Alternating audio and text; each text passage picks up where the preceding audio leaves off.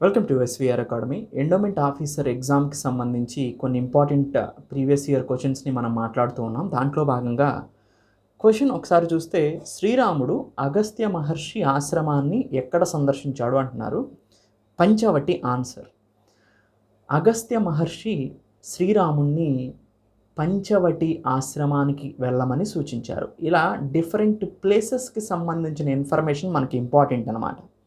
అగస్త్య ఆశ్రమంలో అగస్త్య మహర్షి ఉండేవాడు. ఈ అగస్త్య మహర్షే రాముడికి దివ్య అస్త్రాలను ప్రసాదించారనమాట. దాంతోపాటు అగస్త్య మహర్షి అగస్త్యాశ్రమంలో ఉంటూ రాముడికి, లక్ష్మణుడికి, సీతకి మీరు పంచవటి వెళ్ళి అక్కడ నివసించండి అని ఇతను చెప్పటం జరిగింది. ఈ ముని అగస్త్యుడు చెప్పటం జరిగిందనమాట. అలానే డిఫరెంట్ ప్లేసెస్ కొన్ని ఇంపార్టెంట్ ఉన్నాయి. ఆశ్రమాల గురించి కొన్ని చూద్దాం. అయోధ్యలో దశరథ మహారాజు వాళ్ళ తండ్రి, శ్రీరాముడి జననం అక్కడే జరిగింది. తర్వాత వనవాస నిర్ణయం కూడా దశరథుడే తీసుకోవడం జరిగిందనమాట. తర్వాత చిత్రకూటం, ఇది కూడా ఇంపార్టెంట్.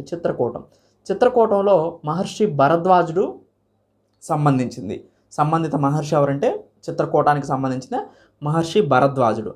రాముడి యొక్క వనవాస జీవనం ఇక్కడి నుంచే ఆరంభమైంది. భరతుడు రాముడికి పాదుకలను తీసుకెళ్లటం కూడా ఈ ఆశ్రమం నుంచే మొదలైంది. దాని తర్వాత కిష్కిందలో హనుమంతుడు, సుగ్రీవుడు కలిశారు. సో తర్వాత సుగ్రీవ రామబంధం ఇక్కడ ఏర్పడింది. వాలిని వధించటం, సీత గురించి శోధనను ప్రారంభించడం ఈ కిష్కింద నుంచే స్టార్ట్ అయింది. తర్వాత ఋష్యముఖ పర్వతం ఒక ఇంపార్టెంట్ ఏంటంటే, హనుమంతుడు తొలిసారి రామలక్ష్మణులను కలిసింది ఈ ఋష్యముఖ పర్వతం దగ్గర. దాంతోపాటు లంక మనందరికీ తెలిసిందే, రావణుడు నివసించే ప్రదేశం. సీతమ్మను నిర్బంధించింది. రావణ యుద్ధం కూడా ఇక్కడే జరిగింది. తర్వాత శబరి గురించి మీకు తెలుసు. శబరి రామునికి భక్తితో ఫలాలను సమర్పించింది. దండకారణ్యం, ఇది ఇక్కడ అనేక ఋషులు రక్షణ వాగ్దానం చేశారు రాముడికి. ఇలా కొన్ని ఇంపార్టెంట్ ఆశ్రమాలు, వాటికి సంబంధించిన వ్యక్తులు, ప్రధాన సంఘటనల గురించి ఇక్కడ మనం మాట్లాడాం ఈ క్వశ్చన్ వచ్చిన సందర్భంగా. Thank you. Have a nice day.